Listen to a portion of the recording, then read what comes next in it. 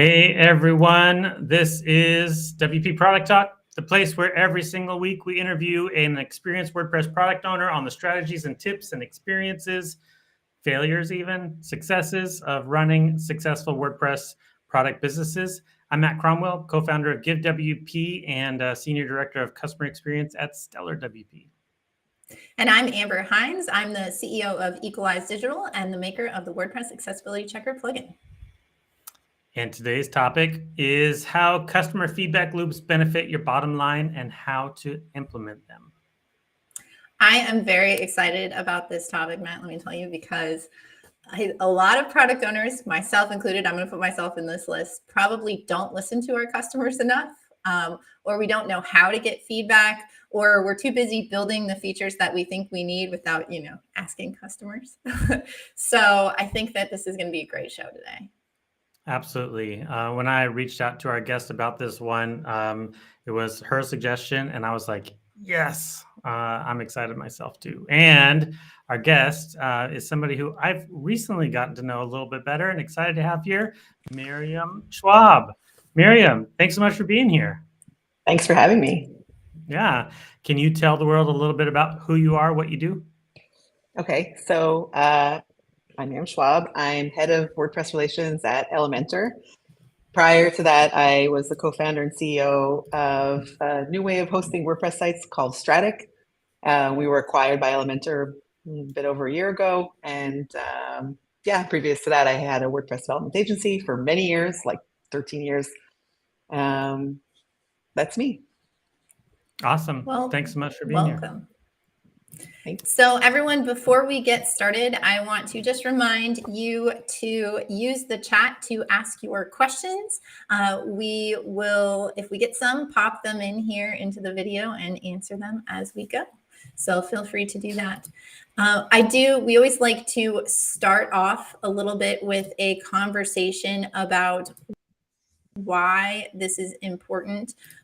And I do want to throw it over first to you, Miriam, because you suggested that we should talk about customer feedback loops. And I'm wondering if you could start a little bit with what you mean by that for product owners maybe who aren't familiar and why you think they're important. Okay, so I'm actually quite passionate about this aspect of product development, and that's, I guess, why I suggested it. All of us who have created a product, we created it at first to solve our own needs, right?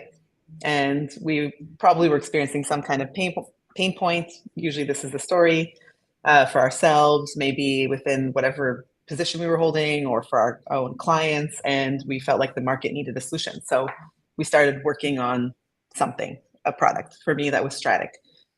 So at first, what drives our product development is a lot of our own experience. But in the end, we are not our customer. It's hard to separate ourselves from that, but we are not creating the product for ourselves. We are creating it for many people who might be like us and might have a lot of overlap in terms of their needs or the pain points they're experiencing. But in the end, we're creating it to add value to other people. So in the beginning, it's okay to, well, this is all my opinion. Yes, obviously everyone is free to disagree with me, but in my opinion, it's in the beginning it is very legitimate to plan the initial stage of the product based on your own experience and your own needs. But pretty quickly, and especially once customers start coming in the door, and that's a very important milestone in a product development, when people will actually use your product, and then even more significantly, when they'll actually open up their wallets and pay you for your product, that's when you really need to start listening to them and asking them good questions about why are they using your product?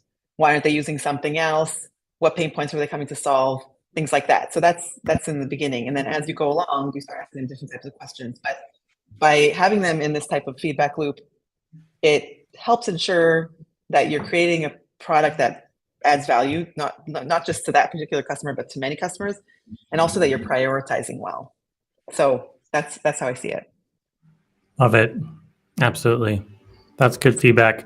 And I love personally hearing folks who are really passionate about anything related to customers. That's kind of been my thing for a long time as well. And I'm excited to talk about it today too. I'll jump in real quick in terms of like why I see it as super important.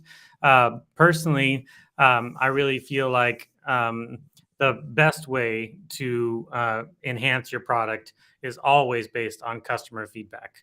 And I do think that we as product owners, we have really good intuition, and we usually are building out of a pain point that we personally have experienced. But lots of people experience these problems or these pain points, and everyone has their own unique perspective on it. So there's not always one way to solve a problem. And sometimes if you solve it in a certain way, it's based on your bias or your perspective, more than a representative aspect of everyone who is experiencing that same pain point. And generally speaking, I also find that it's not only, oh my goodness, excuse me. That has never happened. The joys of live That has never happened live on the show before. Hello. Someone is calling to give you feedback right now. That's Matt. probably a customer, and I'm just like, ignore. Yeah, I in terms of it, I totally lost my train of thought. I think customers are great. No, I got it.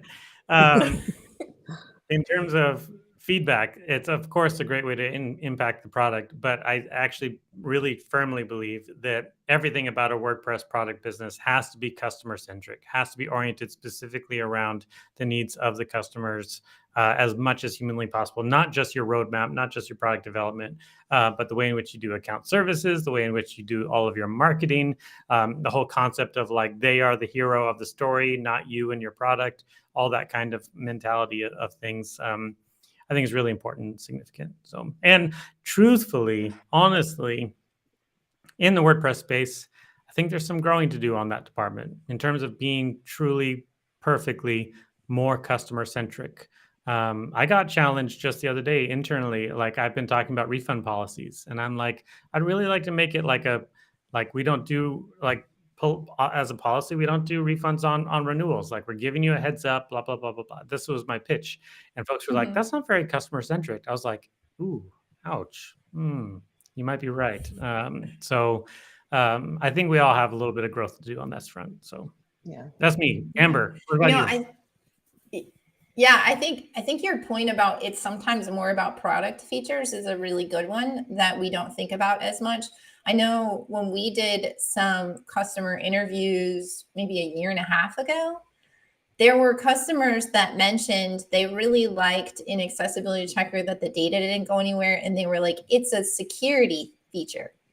And like, I didn't even think about that, right? And now we like so many people mentioned that as a reason why they like it, that now we talk about it in our marketing. And so and we're like, oh, this could be something we could use to sell. But if I hadn't done customer interviews or talked to customers about what do you like, what do you don't like, I would never know that. And then it's possible that I wouldn't ever promote that as a differentiator or a benefit. So I think there's a lot that when you start talking to your customers and actioning upon the things they tell you that you didn't really realize beyond just what features should we add. Totally. I would love to add to that. So first of all, yes, customer interviews give you ideas for product development, new features and things like that. But we literally would take quotes from our customers and use them in marketing. They would often say something about our product in a way that was way better than the way that we were expressing it. And we'd be like, that's beautiful. That's amazing. It's okay if we just quote that. Like we didn't put their name on it, but we would then use the way that sentence that they said as part of our marketing material, because we end up being, embedded so much that we see our product from our perspective. And then speaking to customers really can give you amazing marketing material. Also just show you different value add that it's bringing. I'll give an example from Strattic. So the way that Strattic is structured is that your WordPress site is in a kind of contained environment that only people with permission can access, and they can spin up the site and edit it. And then we also added certain layers of permissions in terms of who can publish to the static site. So on Strattic, everyone had has two static sites, a staging site and a production site. And so let's say a lower level of permission can only publish to the staging and a higher level to the production. And what we found with like large organizations was that they loved the greater control that gave their teams in terms of content management and deployment of content so that accidentally someone wouldn't, push to production something that didn't pass the review of some kind of manager.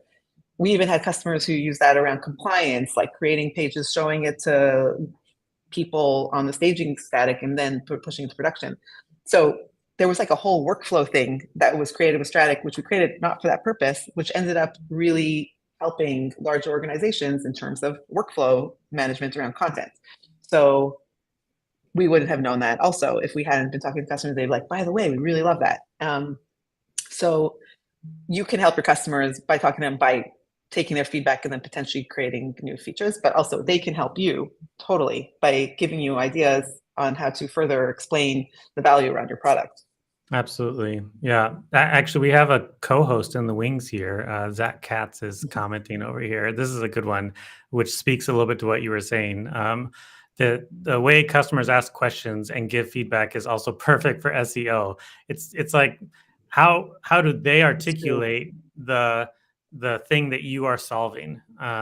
Because that's what they're going to be looking for on Google.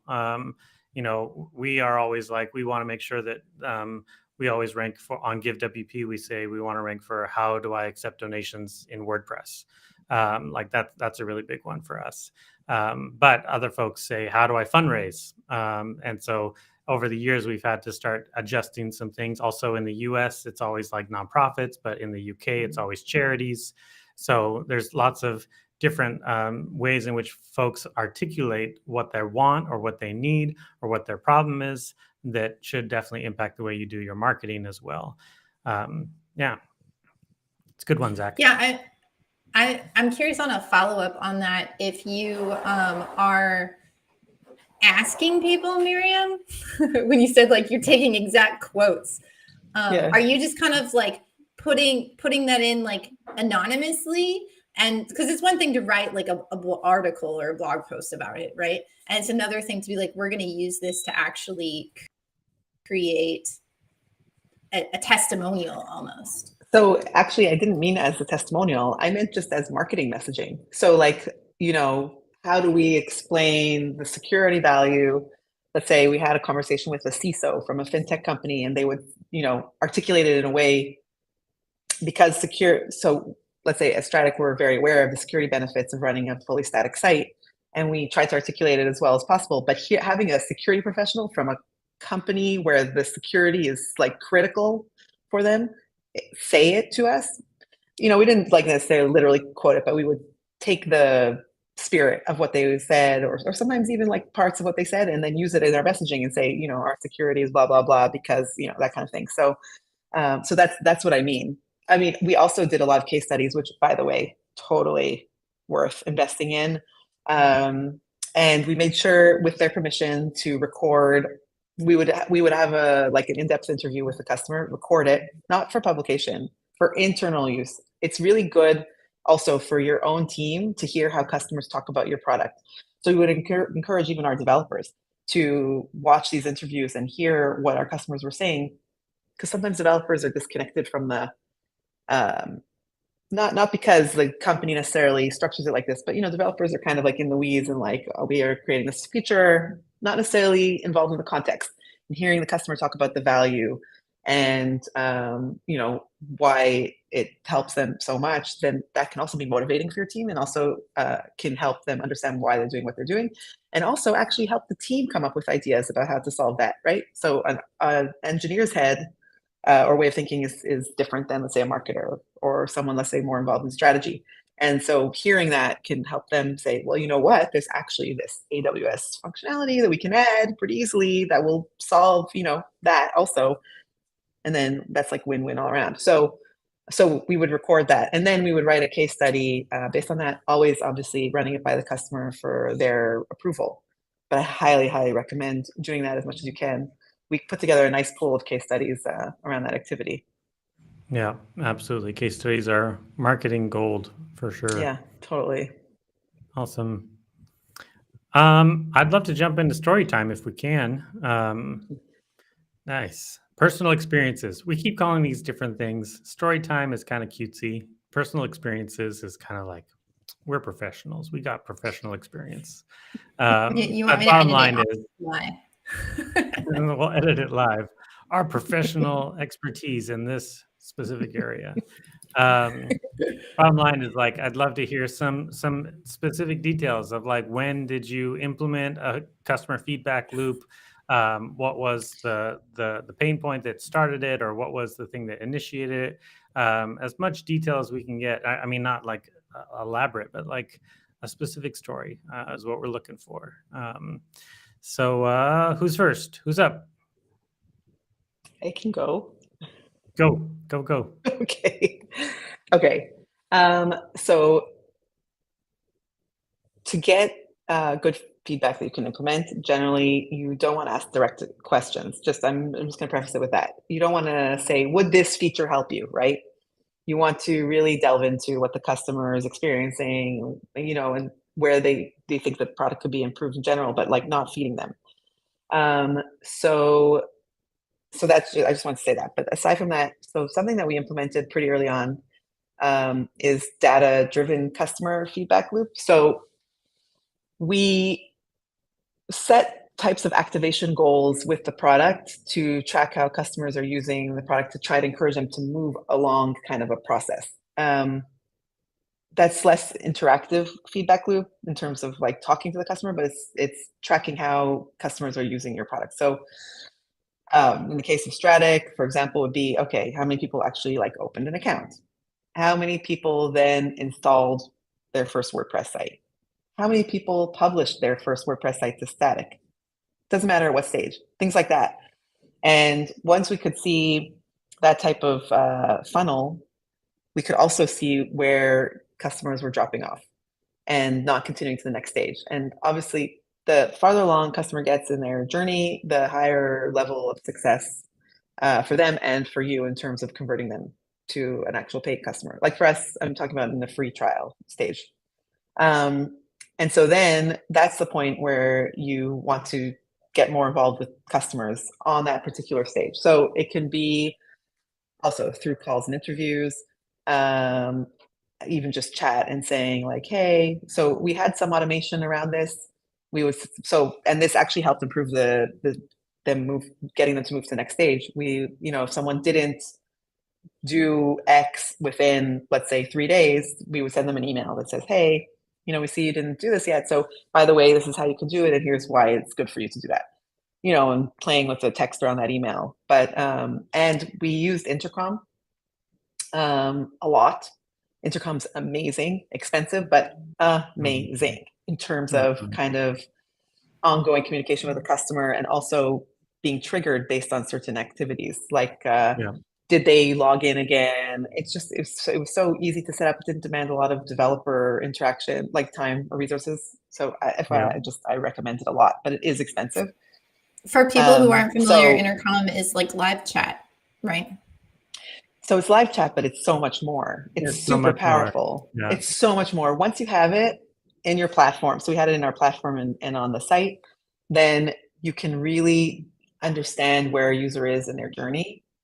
And you can trigger conversations with them or share information with them based on certain things they did or did not do.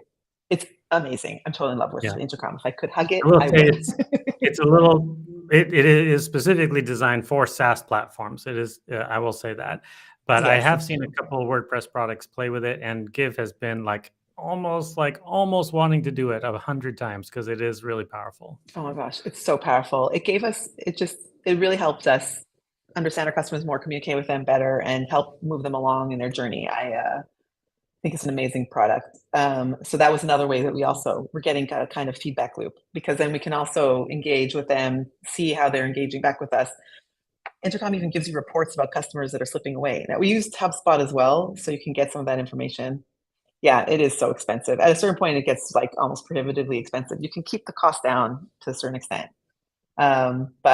But the value for us as a team, it saved us on developer time, and it also helped us, increase conversion rates. So, cost benefit. But yes, it is very expensive.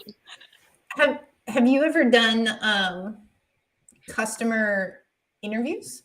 I think you talked about that a little bit. And yes. I'm curious, how you initiated those. I know when we get to my turn to do some story time, I'll probably talk about how we did ours, but I'm curious, how did you find customers to interview, and how did you decide what questions to ask your customers? So we have always had a really good relationship with our customers. A lot of our customers were larger, so they were higher touch. So we actually had relationships with them. And they tended to love Meaning they have like us. account managers.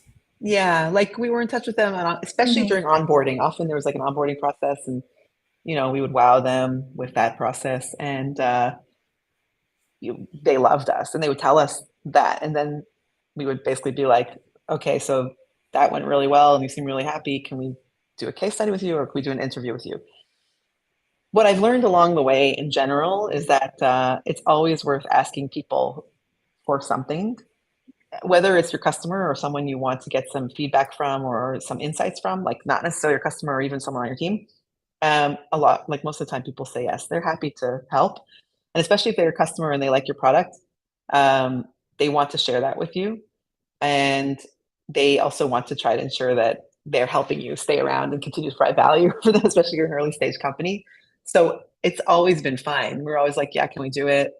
And they're like, no problem. They would give us an hour of their time. And we, like I said, we would record it. And it was always fine. Yeah. So I feel like we're definitely earlier in the journey than both of you. We're sitting at 2,000 plus, but I keep crossing my fingers any day now that maybe we'll go 3,000 plus on our free installs. That's amazing. That's really amazing. Yeah, so yeah, we'll see. Much applause for you. So thank you. We'll see. It's hard to know. We don't have those numbers anymore. Oh, but whole nother rabbit hole we could go down. Oh yes. But so we've still been trying to figure out, what does that look like building customer feedbacks in. We have one thing that is ongoing and consistent, which is that if someone, so we also have the free plugin available on our website, and we use easy digital downloads to get that as well. I mean, it pulls off the repo. We're not hosting it, but then if they download it that way, we get their information. So we have a whole thing where we've set up, when they just download free, there's an automated email sequence, right, that goes out with the goal of, one, getting them using it, knowing how to use it, and then also hopefully trying to get them to upgrade. But then we have, for both the free and the paid users, we have 6 months. I think it's around 6 months after they download, they get an automated email, which I get responses to. So I think it's good enough that it doesn't look automated. That looks like it comes from me, that's asking them to either A, review, or if they wouldn't give it 5 stars, tell us why, reply back and let me know why, what would you want? So that's an initial way that we've set up to kind of automate gathering some feedback on a regular basis. And then the one bigger initiative that we did, it was about 1.5 years ago. So it was when the plugin was about 1 year old, we sent out just to our whole email list and a survey. And it wasn't necessarily everyone who was using the plugin, because at that time, we had a very small user base. So we asked a whole bunch of questions about other accessibility testing tools and software, trying to figure out, what do people use that are on our email list? What features do they like? What features do they don't like? And then they could say if they did use our accessibility checker, and then we asked them some other questions. And then we had a checkbox, which is would you be willing to have a call with us? And I think out of that, I feel like we got maybe 150 survey responses. Now we incentivized it. We said we're going to do a random drawing and give someone a $100 Amazon gift card. Okay. So I think that might have motivated people to take the survey, but I was like, okay. But then out of that, I think we ended up having not quite 20, but almost 20 phone calls with people for an hour, where they just gave us feedback. And they weren't all some of them were oh, they weren't using our plugin, but they agreed to do a call. So then they tried it right before. So they aren't technically customers in the same way, but because we had, we're so new when we did it, we were just we want to have as many conversations as we can have. Yeah. and some of them were customers. And I do think we used that to shape, as I mentioned before, some of our marketing.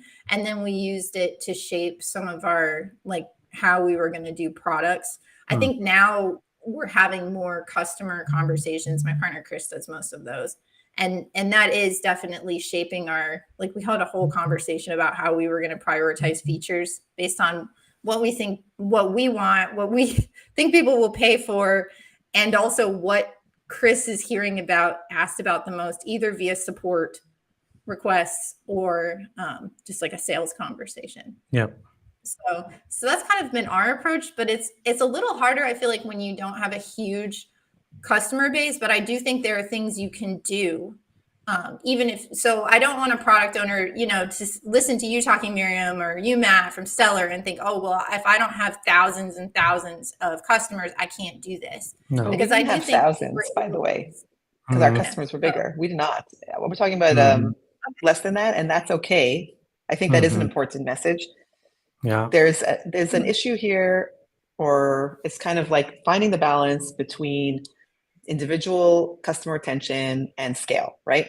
So you have a larger user base, and you have to try to kind of gather information across, you know, a broader scale and try to gain insights from it. But at the same time, it's continuously important to talk to the individuals. So both are important, and it almost doesn't matter how big your user base is. Even if you have 100 customers, you want to talk to 5 or 10 of them, because those 5 or 10 will give you insights or help you see problems that you maybe not aware of that will improve the product and help you get your next 100. You know what I mean?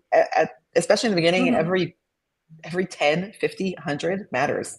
And then, you know, it's hundreds and then it's thousands. But can I just give you some feedback on that process that you shared?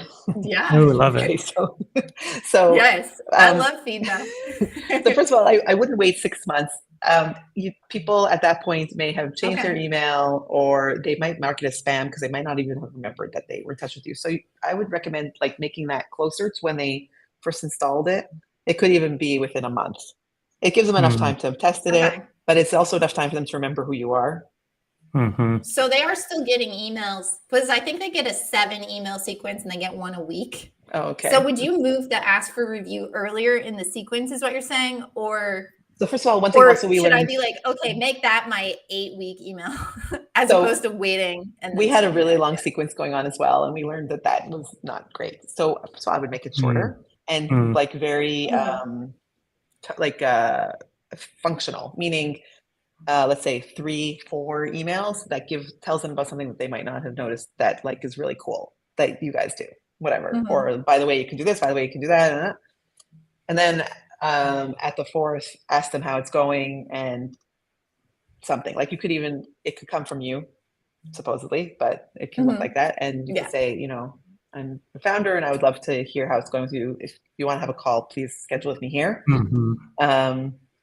And if they respond in any way, either schedule with them or send them a survey, but like you'll hopefully get responses from that. And it will be closer to the time when they first signed up that they'll remember who you are. It's just, there is a concern that 6 months down, they don't remember. Yeah, we had that with Strattic. They're not using the plugin anymore. Yeah, like they're plugging their email thing, they're not using it, or they think you're spamming them. And then that can be a problem for your email sendability. So that's another reason to, avoid that.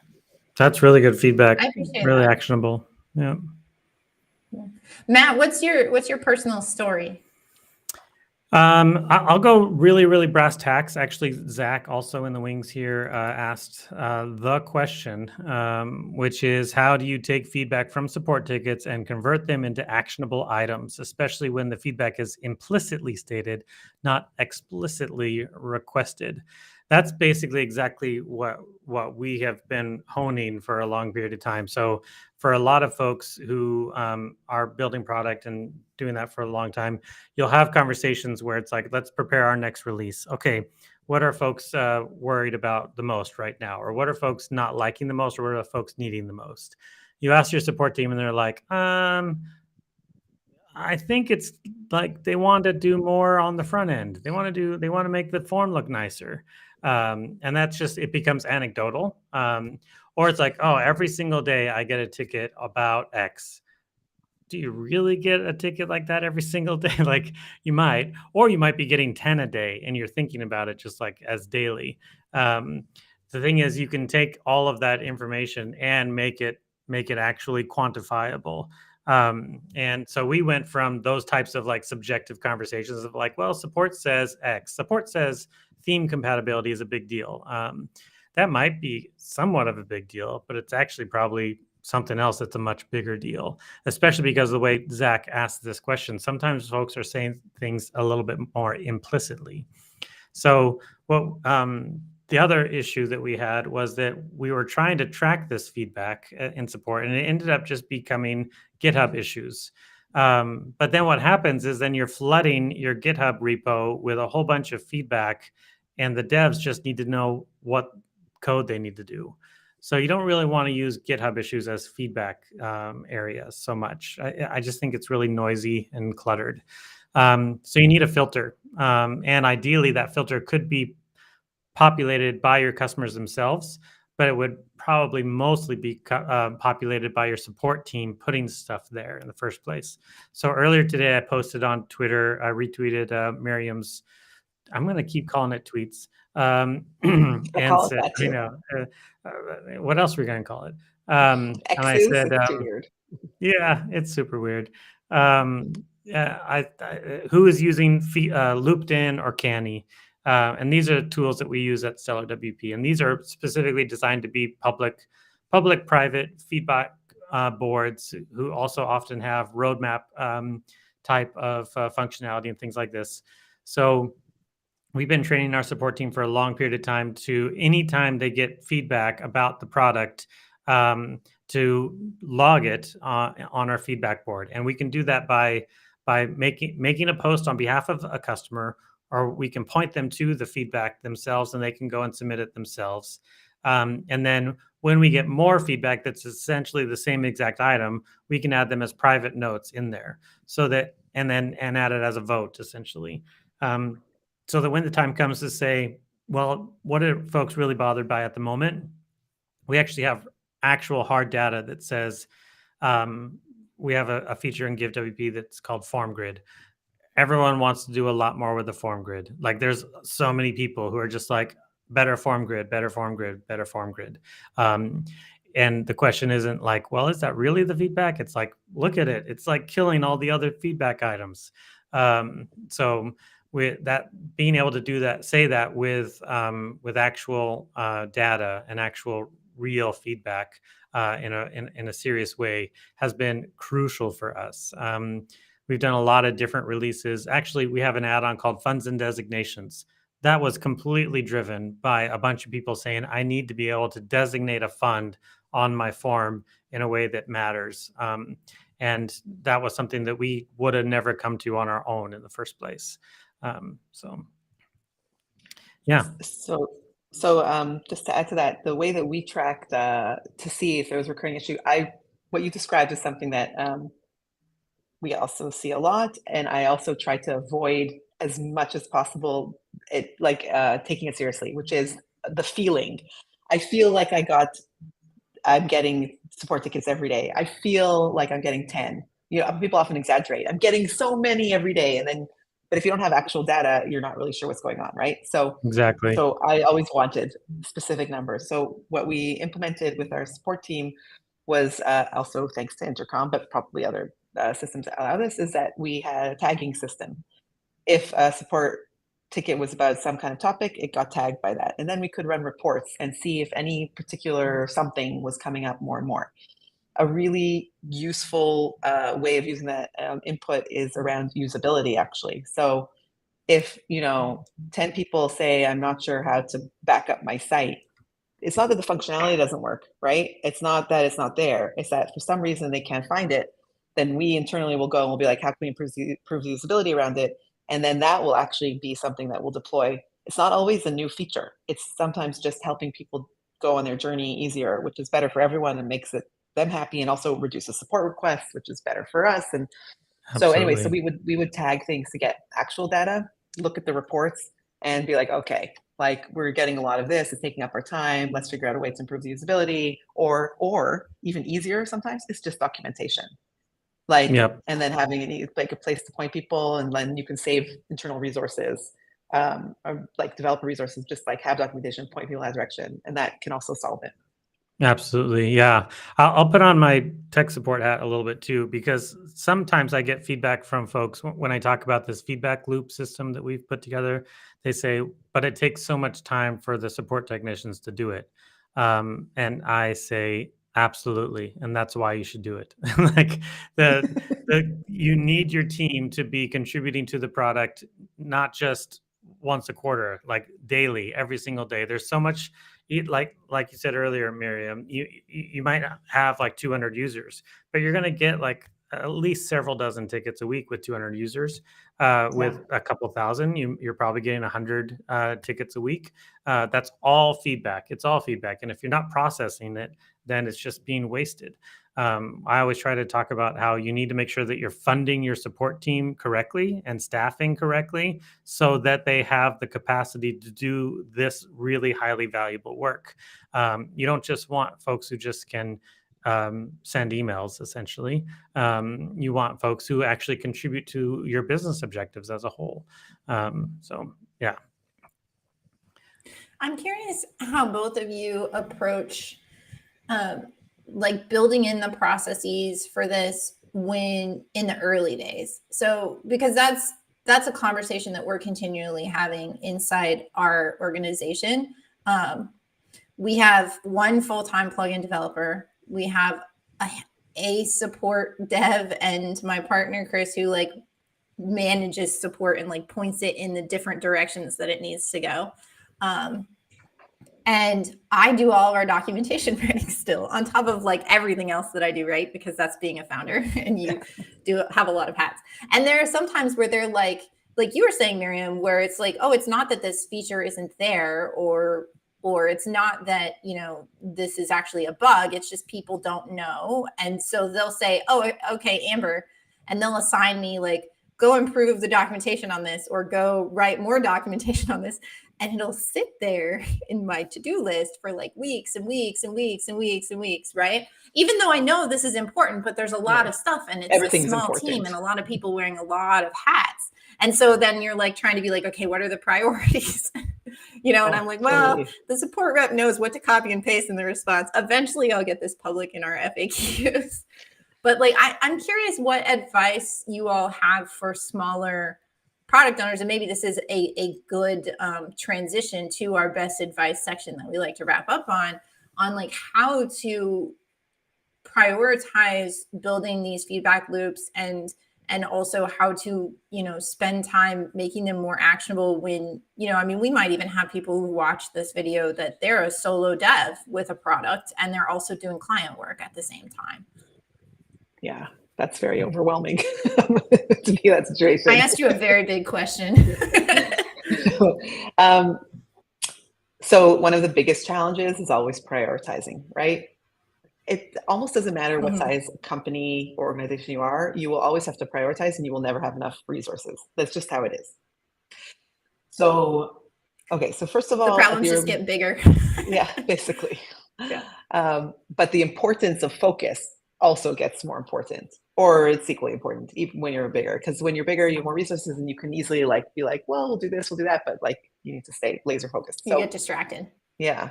And everything's important, but so first of all, in the beginning I would like do quick and dirty. What do I mean? I'm going to come back to Intercom, I'm sorry, but for example, with Intercom, once it's installed, you can easily add like a banner at the top of every page. Now if something is coming up, you can be like, did you know we have X, click here to find out more, and like leave it up there for like a week, or leave it up there for particular types of users, like it loops into their use case or how they've been using your product. It could also have something that pops up in the side. It doesn't have to be full documentation. Create like a quick video, like at this stage really, of you clicking on a bunch of things. It doesn't have to be polished or edited, and just put it on a YouTube channel and share it. Again, also like on Intercom.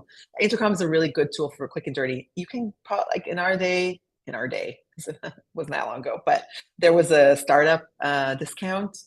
And so it might be worth looking into that to get that, or maybe there's another tool that like offers you this type of thing. But it was really great because it allowed quick and dirty. So I would do that. And the other thing, if you can, Have you ever on the intercom thing? Have you ever seen? I know it's targeted more towards SaaSes where people are logging into your platform, but do you think it would be possible? Because I'm sure it's just like a JavaScript snippet, right? Yeah. To include that in your admin pages in your WordPress plugin. It absolutely Not everywhere in WordPress admin, but like in your it absolutely pages. is, yeah. And that like I said, we thought about it a lot, but we thought about it in the end, maybe probably only with our paid plugins, because the costs for intercom are related to the number of contacts you get. So if you push that widget out to all of your active installs, your costs would go up very quickly. Yeah. Would you get? But would you be able to use that? Oh, so this is interesting, right? Like there's freemius, which people use to get people's email addresses out of their free installs. Would you also be able to do that with intercom? You won't be able to pull their email out unless they offer it to you. So maybe instead of that, you can have like a link, like contact us, and it takes them out of their site to your site to like a form, or even to, let's say, intercom there. And then they can ask a question, and you can set intercom up so that they ask the question, then it says, okay, but before we continue, can you share your email address? And then it goes straight into your system. Then you've got it. Exactly. We had intercom syncing with HubSpot. We had a whole thing. So, but even just there, you've got it. The other thing that I wanted to say, wait, what was it that you were talking about? Sorry. Oh yeah, sorry, I distracted you on the can we use intercom in WordPress plugins?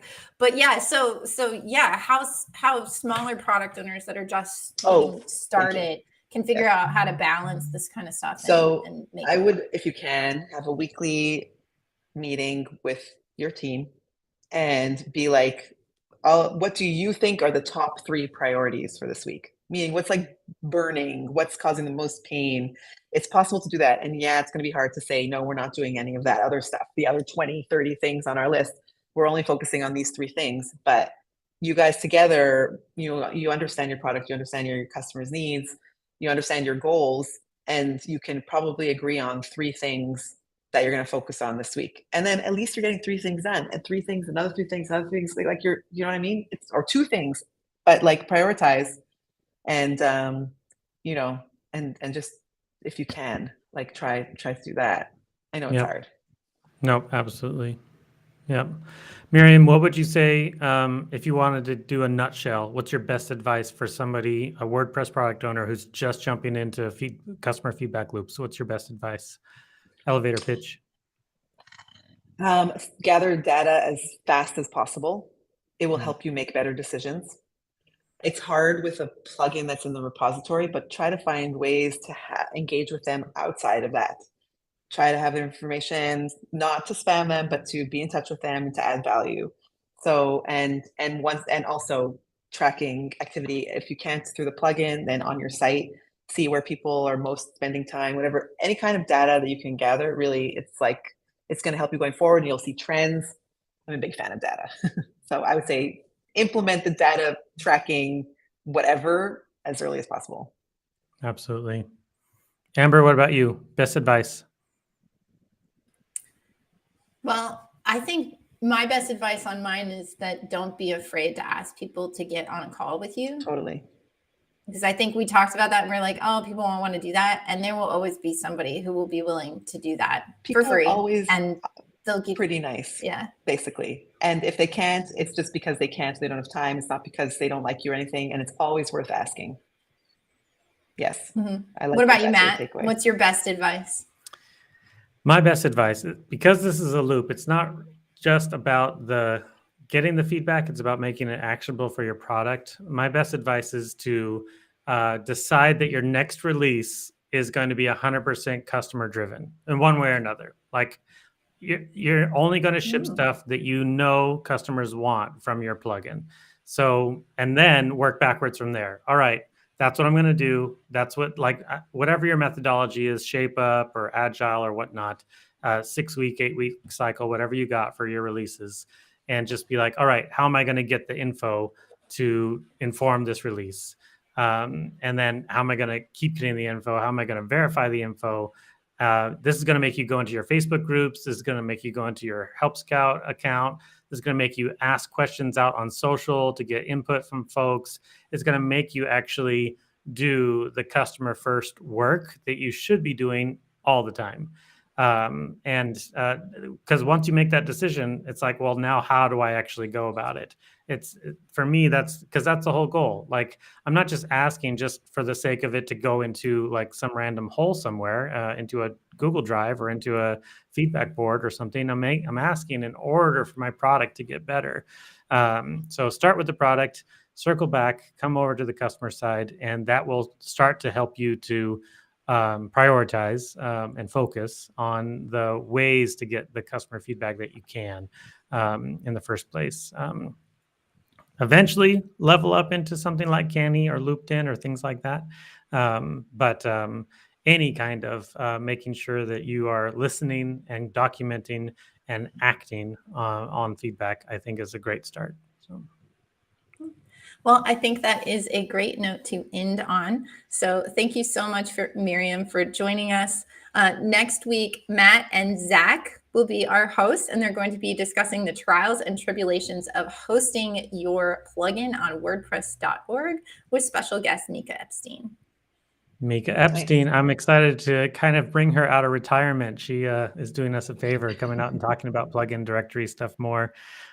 Special thanks to Post Status for being our green room. We continue to coordinate with everybody there, which has been super helpful. If you haven't seen it yet, go to wpproducttalk.com. We have a new website, which is fun and useful. I'm trying to get episodes posted there the Monday after we go live as much as I can. If you're enjoying this stuff, please subscribe. That does absolutely help us. And share it with your friends and add us to your newsletters and all the good stuff. And thank you all so much. We'll see you next time.